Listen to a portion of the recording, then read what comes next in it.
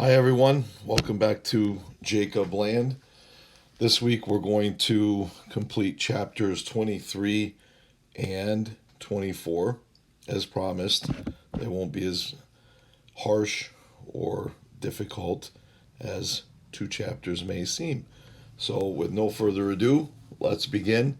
Chapter 23 deals with mass society in an age of progress. So, translating that into terms we can understand, we're going to take a look at how the second industrial revolution impacted society, and it impacted it tremendously. You are a beneficiary of this one as well with electricity and communication. It also makes our society a quote unquote golden age or high society, as this is a technological, social, and cultural high point. Focus questions. Again, these are the things that you should be able to answer and respond to. What was the second industrial revolution? How did it affect European economic and social life? What role did the various socialist parties that we've discussed in the past, as well as trade unions and unionism, play in the improving conditions for the working classes? What is a mass society? What were its main characteristics?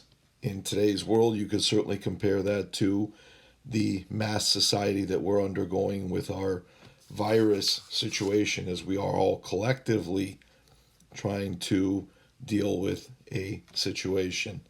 What role did women play? And what role were they expected to play, not only in society and family life? Ladies, please don't take it personally. It's just the era, but this is the rise of the cult of domesticity, where the quote unquote woman's place was in the home, quote. And the woman and the family were judged by how the woman looked more and more like a figurine. And so we will see the impact of that and how the family life corresponds to this. And then finally, what general political trends were happening. You know that's coming as we are approaching World War One, and we're going to have to see how the systems of relationships economically turn into systems of alliances, and eventually politically the other direction as we enter World War One. This is a fair, and so you can take a look at the enjoyment and the mass gatherings, unlike today, of the people. And so this is your beginnings of the quote world fairs that would take place, where we would see not only a technological demonstration of advancement, but we'd also see society's best socially and culturally. So we need to start here with the new products and the things that gave us these advances. Summarizing the slide first of all, we begin to substitute steel for iron. Iron was very, very strong, but iron did not have flexible qualities and wasn't nearly as resilient as steel. And so the advent of a new process would help manufacture steel that would be more resilient, would help us build stronger, taller, larger structures, and finally would become the key tool for the 20th century. Chemicals and dyes are also coming to be prevalent. The advent of soda, some of you may refer to it as pop, dyes, and photographic plates and films. And so imagine getting your photograph or your selfie taken in the 1800s, where you would have to sit there and sit there and sit there, sometimes for hours on end, in order for the camera to work properly. Electricity, advances in the electrical world, as we've witnessed here when we don't have electricity, with some of us losing it. due to the storms, etc. Communication, telephone, telegraph back then. No, not the cup and string anymore. Now we're actually calling one another. And obviously today our cell phones and other means of communication. And then finally transportation. So we're moving away from the bicycle, which we talked about as a vehicle of high society, and then later I mentioned that the bicycle was the beginnings of women's liberation. Now we have the automobile, reserved for the wealthiest of the society. Eventually, people like Henry Ford will bring the bicycle into the mainstream. Factories themselves are continually being transformed in terms of the quality of work and also through unions in terms of the safety within those factories. Unions are also providing opportunities for better wages for the workers. As we know, most of the workers are beginning to accept the idea that they are not going to all make it and live happily ever after as the wealthiest. And so the unions provided them a safeguard and also a nice opportunity to protect their rights. The internal combustion engine, or the engine as we can call it, led to the rise of the automobiles and airplanes. So, as I mentioned earlier, Henry Ford will streamline the production of cars with his Model T, and we'll also see the growth of mass production. So let's take a look at this here briefly as well in a little more detail. So let's stay on this slide. So as we look at this age, the number of Europeans, so the population of Europe, was approximately 226 million in 1850 and now is approaching nearly 450 million by the time we get to 1910. So this is not just due to larger families, this is due to the improvement in medicine and the fact that people are living increasingly longer lives.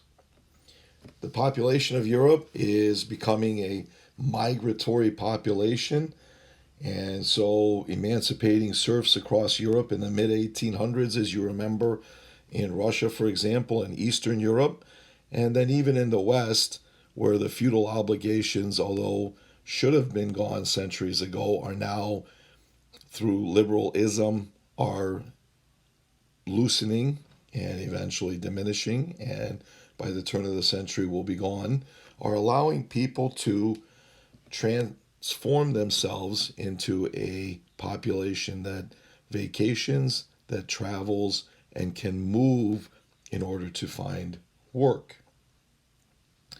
Why is this happening? Well, railways, steamships, and improved road systems contribute. If you look locally where we live, as you see the development of the road systems, as we talked about before, we should automatically consider the growth of economics. And so we see the development of industry along these new roadway systems. We see development of housing and people moving to these areas as they become increasingly developed. Cheap land, better wages allowed people to move from Europe to North America, move to Latin America, and even Australia, although Australia, as we know, started out as a prison colony. More and more Europeans are moving from rural settings to urban settings. In the mid 1800s, we see the migration of people primarily from the western and northern part of Europe, so Great Britain, Germany, the Nordic countries, so Sweden, Norway. And after the mid 1800s, we'll see an increasing growth of migration from Eastern Europe. Now, as we see these advancements, we need to discuss in a little more detail how and why.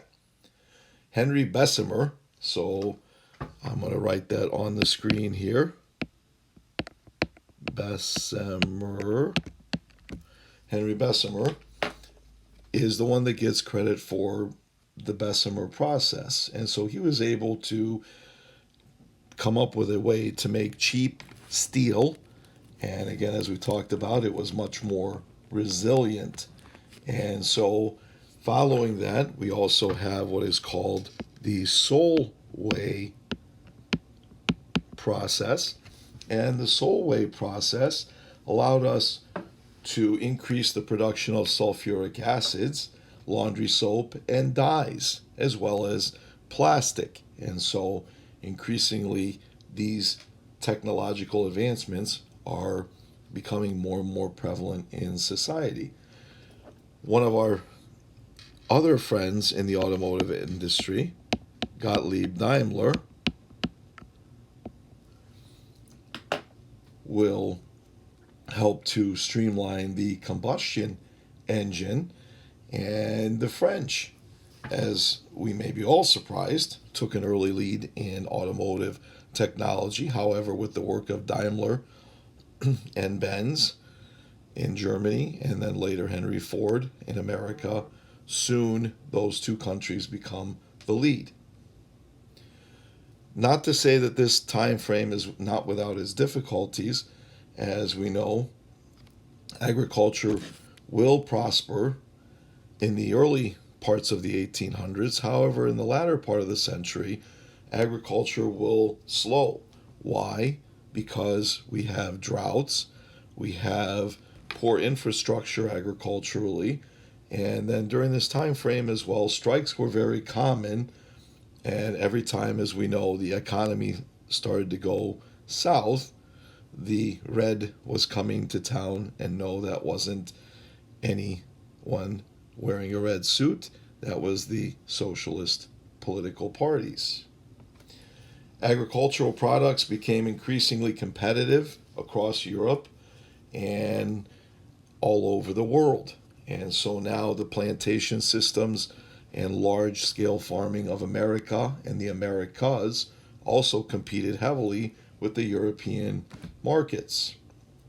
Transportation, as we know, is improving tremendously. And by the turn of the century, we're beginning to look at solid methods of refrigeration.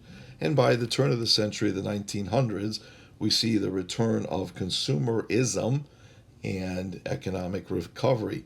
Consumerism is a quality that we should all be familiar with, the idea of being shown various advertisements and products that we would like to have in order to improve the way we live. Once we get to the 1920s, we will be competing with one another tremendously as consumerism and advertisement will push us in this recovery post World War I. But that's another story. Finally, we see the advent and development of the retail store. Large department stores, Sears, for example, J.C. Penney would be another one that began to appear at this time. Today we use Amazon and internet shopping. Then their version of it was the mail order catalog. So, in this age of progress, again, many Europeans believed that they were living in this age when most human problems, and I would say some people believed all human problems, would be solved by various scientific advancements and achievements. So they were very confident in themselves. So, with this growth of industry and retail, we begin to see saturation of markets with product. And so we need to develop new markets and new areas for people to buy. Now remember, if we are producing more than we consume, then the price of that product will go down. Second, if we are the only ones consuming our product, then we're not introducing new money into our economy and society. So we begin to see the growth of foreign markets, some of them through negotiation, some of them forced through what we'll call imperialism. Domestically, we begin to see through this growth of new markets increased wages. And as you see the point here, Britain and Germany in the latter part of the 1800s doubled and even tripled their national incomes. So, again, tremendous growth. And so by the turn of the century, Britain, Germany, and the United States are competing for the top three spots in industrialization and development. Consumerism, as I mentioned before, the idea of mass marketing and the department store also have come to light. And so, even today, if we look at any amount of television or internet or YouTube, we are constantly inundated with advertisements trying to convey to us the need for that product or the desire for that product. On the negative side, we see cartels and tariffs develop first in a positive way in order to protect our own economic structure. However, the tariffs, as I raise a tax on my goods and services coming in, you're going to do the same to mine coming in. And so we have to be very careful.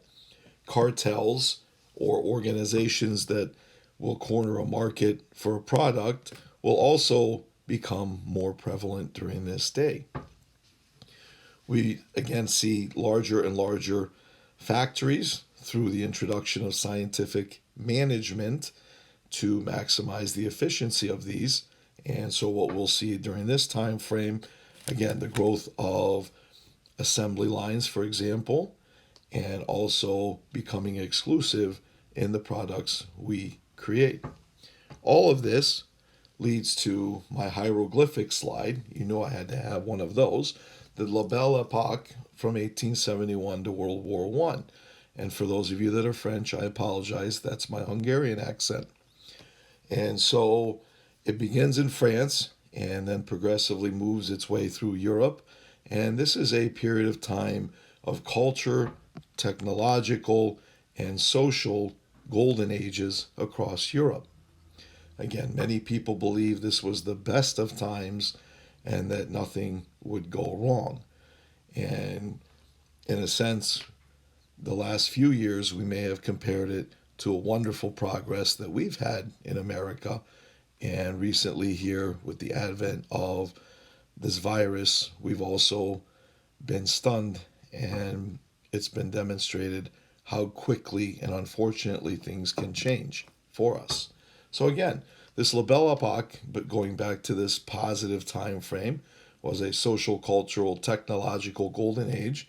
Again, the French, even though we give the French a difficult time throughout the history of Europe, we see this whole idea develop in France. And so let's see the new patterns in industrial economies through cycles of crisis and then growth. And we know that as economic booms and economic recessions, we obviously try to hope to avoid depressions. Unfortunately, that's not always possible. German industrial leadership, especially when Bismarck will be released, will go through the roof, and British becoming more and more interested in their imperial empire will continue to have a strong industrial influence in the world, but the Germans will be, along with the United States, a leader in this second industrial revolution. We see the development of European economic zones. And so we have to be careful because this is a period of time when we call places and spaces different things. And these meanings will transform themselves through history. And so we have inner circles of industry. As you can imagine, those are closer to urban settings, typically located in the western part of Europe and in the northern part. And then these circles become less frequent as we travel to the southern parts of Europe and Eastern Europe. Agriculture, as we mentioned before, becomes more and more critical to the sustainability of these urban centers as fewer and fewer people are planting gardens in the cities and relying more and more on outside production. As you can imagine today, if our grocery stores simply did not have products, and we can look at the recent run on some of the products that we've looked for, we can imagine just how difficult it is to come by those. And so, whether we have the ability to purchase it or not, if it's not in the store, we have to go find it somewhere, if that's even possible. And then finally, the spread of industrialization, as we'll show on a map here in a moment, as well, leads to a world economy or global economy by the end of the 1800s. Truly, all of these people believed that they were a global society and the world was interconnected, much like a spider web of urbanization, of modernization, and technology. As we take a look at this map, we see the European spheres of industry. And again, to finish up what I had talked about before, we have an inner circle where the heaviest of industrialization and urbanization takes place. And then subsequently, we have circles of industry that move farther and farther away as we move towards more rural settings. Eventually, this becomes a phenomena of the world, and we'll refer to the more heavily industrialized areas as first world nations, and we'll refer to those nations that are still developing or don't have technology and industry to that level as third world nations. Interestingly, we really struggle to define what a second world area would be, and we'll lose that title until after World War II, when that will come in to meaning through politics and the Cold War. But again, that's down the road, and we'll talk about that in subsequent discussions. Here, even in Japan, we see in the 1870s the development of the textile factories or silk factories, and Japan is going to have a remarkable growth from the late 1800s into the early 1900s.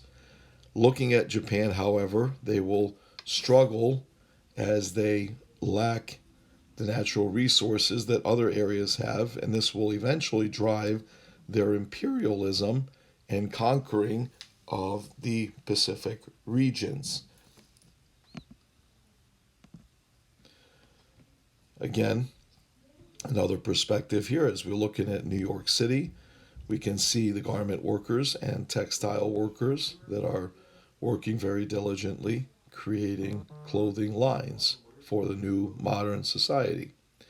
With that, we will complete this part of what we have talked about, and then we will pick this up with the society and culture of this era, and look forward to seeing all of you again.